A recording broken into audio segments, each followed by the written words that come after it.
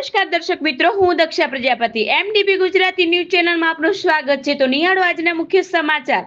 મહારાણા પ્રતાપ સેવા ગ્રુપ બનાસકાંઠાના સેવાના 4 વર્ષ પૂર્ણ।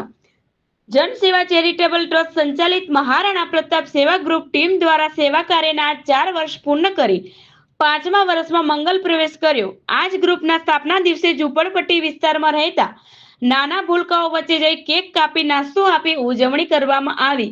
તેમજ સાથે સાથે વડગામ તાલુકાના થુર, વડગામ અને મગરવાડા વિસ્તારમાં રહેતા અને અભ્યાસ કરતા 90 બાળકોને શિક્ષણ કીટ, બેગ, કંપાસ બોક્સ, ચોપડા, પુસ્તક આપી ઉજવણી કરવામાં આવી।